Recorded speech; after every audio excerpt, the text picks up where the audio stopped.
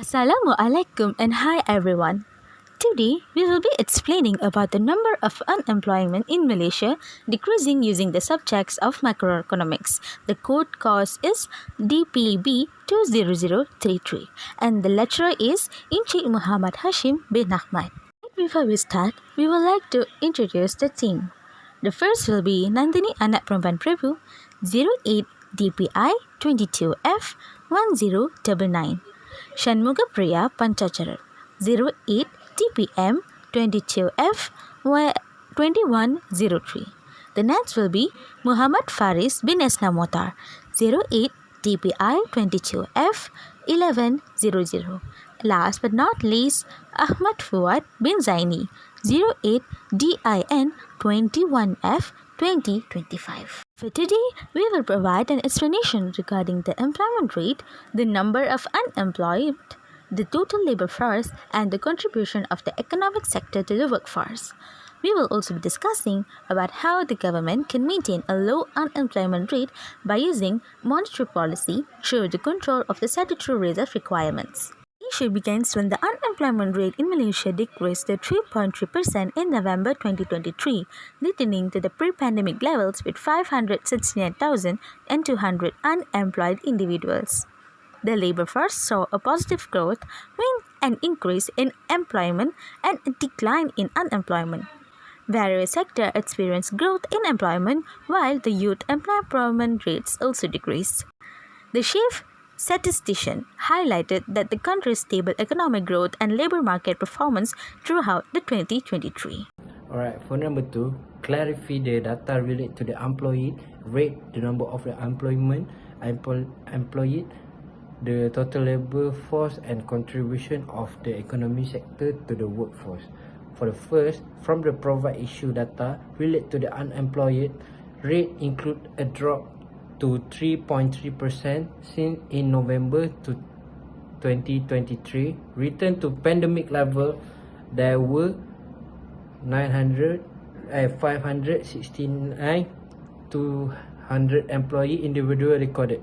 The total labor force increased to 7 million people with the labor force participation rates of the 70.1%. In terms of economic sector, the service sector, manufacturing, construction, mining and acquiring sector all show increase in number employed individual, while agriculture sector record decrease.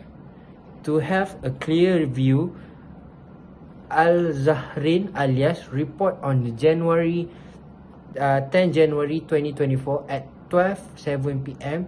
the employer rate in November 2023 dropped to 3.3%, returning to the pre-pandemic level. The Department of the Statistics Malaysia, which is DOSM, also report 569,200 individuals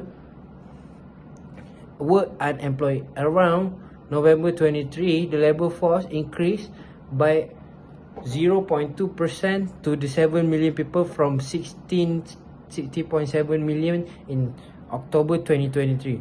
While the other side labor force participation rate remained constant at the other side, labor force participation rate remained constant at the 70.1%. So the service sector saw the surge in employment, particularly in the aspect information, communication and beverage service and transportation and storage. The manufacturing, construction, mining and acquiring sector also show improvement in employment through the calculation, which is for the calculation is unemployment rate equal to the number of unemployment individual labor force times 100. For the unemployment rates is 569 and 200,000 divide by 1.6 million 430,000 plus 569,200 times to 100. For the unemployment rate, it will be 3.3%. Labor force equal to employment plus unemployment people, labor force. So the labor force is for the unemployment 16 million and 403,000 plus 569 200 for the unemployment people. So the labor force, or the total of the labor force is 60,999,200. Question 1. Discuss how the government can maintain a low unemployment rate by using monetary policy through the control of statutory reserve requirement. The answer is, to maintain a low unemployment rate using monetary policy, the government can utilize tools like the control of statutory reserve requirement. By adjusting this requirement, the government can influence the amount of money bank can lend, thereby impacting overall economic activities. Lowering reserve requirements can encourage banks to lend more money, stimulating economic growth and potentially reducing unemployment. Conversely, raising reserve requirements can constrain lending, which may help prevent overheating in the economy, but could also lead to higher employment if done excessively.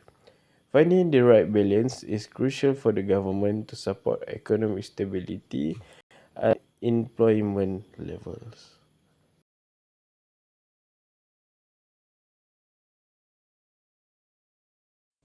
Finally, summary, award and closing. The government can uphold a low unemployment rate efficiently by employing monetary policy, particularly by managing the statutory requirement within the country. This strategy aids in regulating the economy, fostering job creation, and securing both economic stability and growth. That's all from us. Thank you.